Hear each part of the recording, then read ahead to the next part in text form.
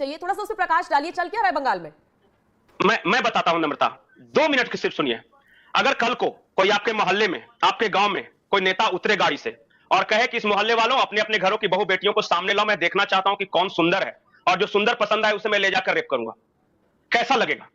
अगर कोई किसी पार्टी का कार्यकर्ता आपके सोसाइटी में, आपके घर में, आपके मोहल्ले में जाकर कहे कि तुम्हारे यहां नई बहू आई है, सुना है कि बहुत सुंदर है, आज टीएमसी ऑफिस में भेज दो, रात भर रखेंगे और जब हमारा जी भरेगा तो उसे लौटा देंगे, कैसा लगेगा? यह कोई फिल्म का स्क्रिप्ट नहीं है, यह बंगाल के संदेशखाली में हुआ है। और महिलाओं ने जब प्रोटेस्ट शुरू किया, एक एक महिलाएं सामने आ रही है।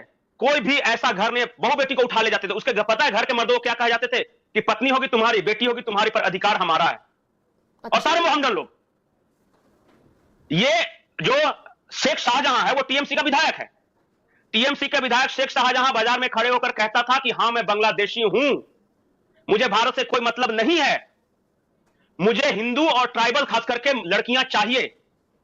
पुलिस प्रशासन उसकी मदद करता था जाके उठा के लाने में। शाम होते ही वो किसी भी घर में घुस जाते थे। और मैं बताता हूं आपको, अगर किसी हिंदू या ट्राइबल महिला को टीएमसी में पोस्ट चाहिए तो क्या कहते थे पता है? कि साड़ी उतार कर दिखाओ, मैं देखूंगा, पसंद आएगा तब तुम्हें पोस्ट दूंगा। यह आरोप है वहां की महिलाओं के। वो बंगाली में चिल्ला रही थी, बाहर के लोगों को समझ में नहीं आया और कोई कवरेज नहीं हुआ उनका। यह वहां टेरर है, आतंक राज, और ये उस राज्य में हो रहा है जहां की मुख्यमंत्री एक महिला है, ममता बनर्जी। और सबसे बड़ी बात बिल्कुल, बंगाली में प्रोटेस्ट हुआ, चलिए हमें हिंदी वालों को समझ नहीं आया, ममता बनर्जी को भी समझ में नहीं आया, खुद महिला होने के बावजूद सब समझ में आया है, सब समझ में आ रहा है। बंगाल की हालात आज वही है जो लालू राज में बिहार के हालात हुए थे। हर जिले में टीएमसी का एक बड़ा गुंडा है, बड़ा गुंडा 10 नीचे वाले गुंडे को पकड़ता है और वो उनका राज चलाते हैं। पता है नम्रता, अगर आपको बंगाल में कोई मकान बनाना हो तो आप स्वयं नहीं बना सकते, आपको टीएमसी के दफ्तर में एक अर्जी लगानी होती है।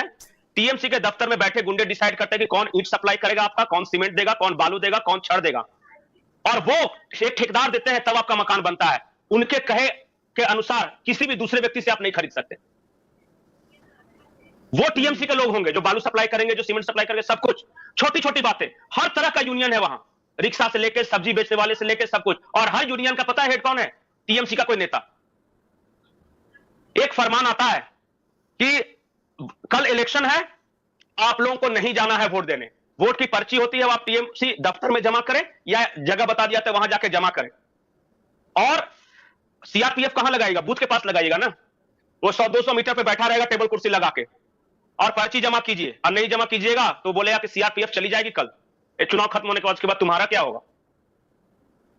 तुम दे दो वोट। और जिसने वोट देने की कोशिश की, जिंदा मारकर पेड़ पे लटका दिया गया चौराहे पे, ताकि बाकी लोग डरे। 21 लोगों को इस तरह जिंदा लटका दिया गया था। 51 महिलाओं का रेप हुआ था। आरोप यह था कि इन्होंने दूसरी पार्टी को वोट दिया है। लोग पूछते हैं ममता क्यों जीतती है? ऐसे जीतती है ममता। कैसे वहां का आदमी किसी दूसरे को वोट देगा?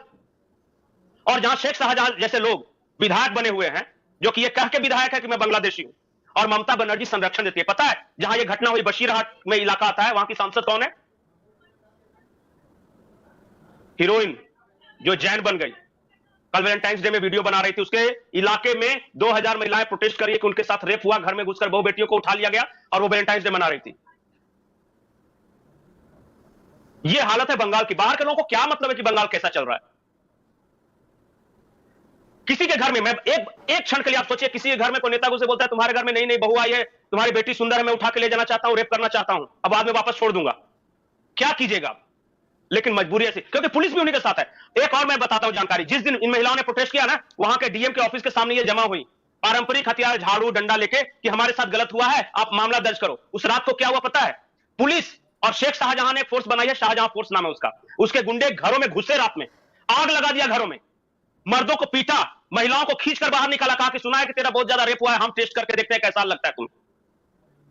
और ये पुलिस और शाहजहां फोर्स दोनों साथ कंबाइन करके ये काम कर रहे थे।